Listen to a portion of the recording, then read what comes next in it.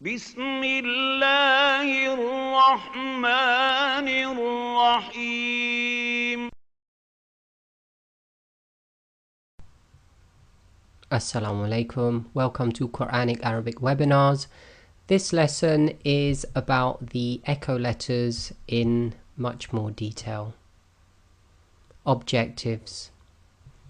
To understand what the echo or Qalqalah letters are, to understand the different intensities of the echoes that can be applied and when they are actually applied.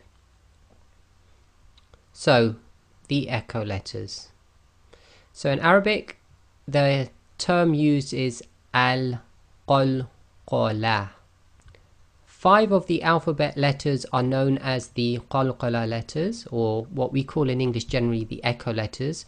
Sometimes they're referred to as shaking, not necessarily the shaking letters, but the term Qalqalah implies shaking. Now, the reason they're called the echo letters, so I'm going to read this. This is because you cannot complete the letter's sound with sakin. So remember, this echo occurs with certain letters when they are read as sakin.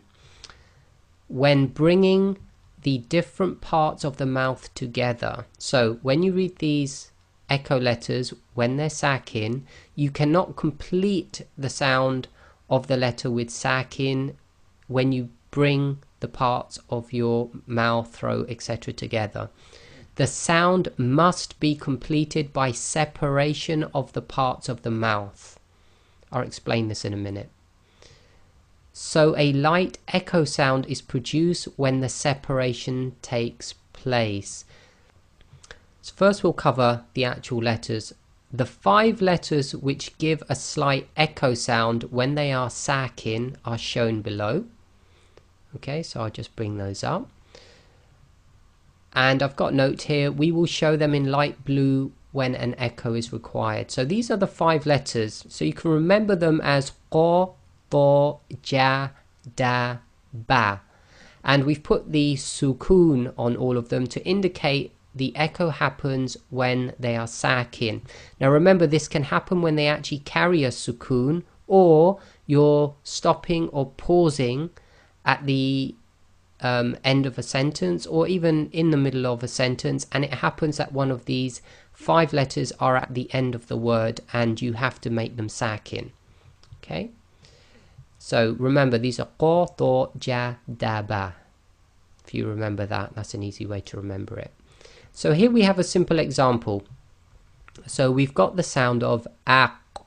Now if you try to say this, you go aq, okay, and you try to say it without an actual echo, you'll find the top of your back of your throat and the back of your tongue come together when you make the aq sound. Now in order to get the proper sound of the qaf to come out, you have to separate. So you have to actually say aq. Okay, now there's 2 reasons you have to actually apply the echo. One is because you can't really finish the sound of the qaf, and the second one is if you just say aq, it could be mistaken for the kaf. So there's a dual purpose going on with the echo. One is you cannot complete the sound without the echo, which is taking place because of the separation of the 2 parts of articulation. And the second is it helps us to stop confusing, especially with the qaf, confusing it with the kaf. And with the ta, it will be to help us stop confusing it with the ta. Okay, so there's certain reasons for that. Now when you normally apply the sakin to any other letter apart from these 5, generally you do not need to separate the points of articulation, whether they're the lips, the tongue, or the throat. Okay, so these ones are slightly different. So again, this is pronounced as aq, and we purposely separate and make sure there's a slight echo on it. Now, we covered these echo letters in one of the very early stages of reading, and we've practiced them through the practices, and we've had them highlighted in blue all along, so you should know how to pronounce them now already. However, we're now going to look at what we call intensities, because the intensity of the echo can change depending on certain scenarios, and there's 3 levels of intensity. So we'll look at the first. If the echo letter, when it's sakin, is in the middle of a word, then the intensity of the echo is what we call low, i.e. the lowest.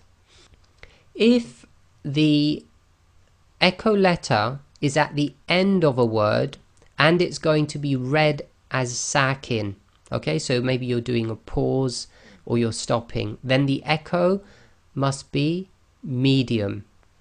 And if the echo letter is at the end of a word, and obviously you're stopping on that word or you're pausing on the word, and it happens that the echo letter also carries a shadda, but remember we're stopping, so it's going to be read as sakin, the intensity of the echo must be high, i.e. it must be very pronounced.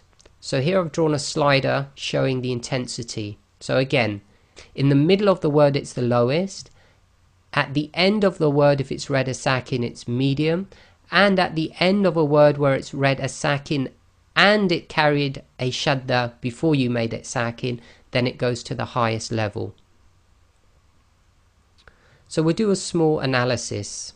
So the 3 intensities. So here's a word and we've got the letter ba, which is one of the qoto jadaba, i.e. the echo letters, and it's sakin, and it's in the middle of a sentence and we're not stopping. So this will be simply read as habalummi. Okay, so habalum, so the haba is just nice and very soft because it's in the middle of a word. Then we have the word here, so we've got kasaba, and it's at the end of a sentence. So if we were to stop, the rule is the fatha is not read and the ba becomes sakin, so effectively it becomes echo. So in this case it's got to be a slightly higher intensity, so this will be kasab, kasab.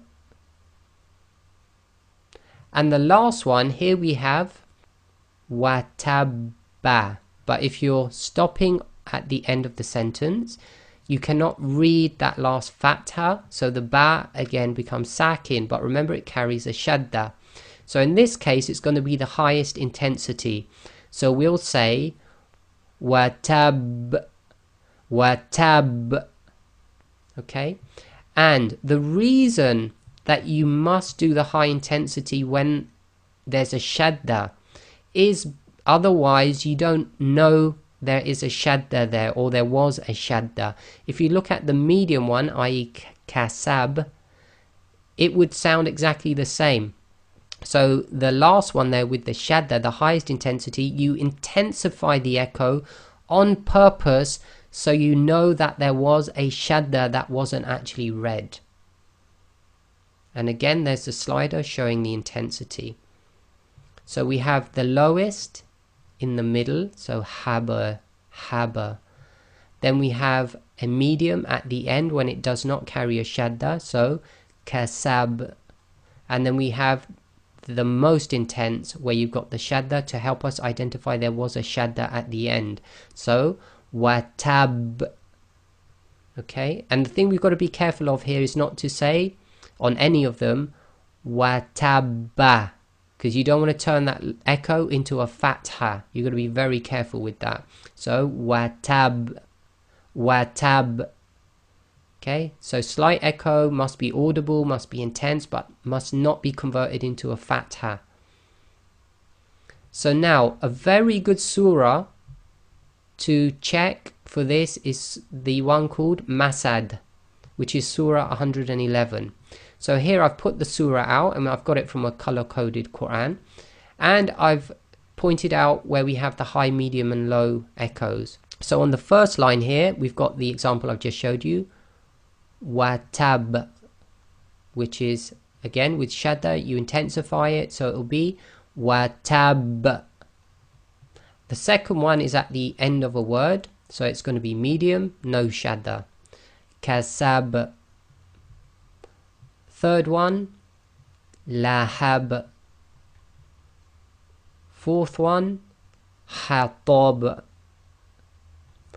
And then on the last line, if you have a look, we've got a low one because it's in the middle of the word. So it's haba. And then we've got a medium one again, masad. Masad. Okay, so it's worth listening to this surah, and on the next slide I'm going to put the same slide up again, but we're going to listen to a professional reciter called Husayri, and listen very carefully to his recitation. It should take about a minute. He'll start with Bismillah or the Basmala, but I haven't put that in. Bismillahir Rahmanir Rahim. Tabbat yada abi lahabin wa tab.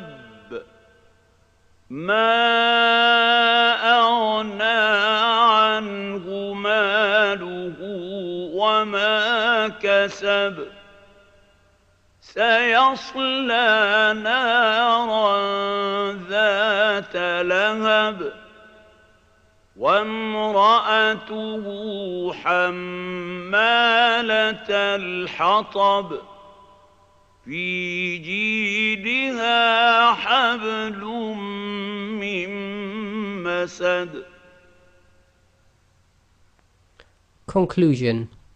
We understand what the echo letters are, and we now understand the different intensities of the echoes that can be applied and when they are applied.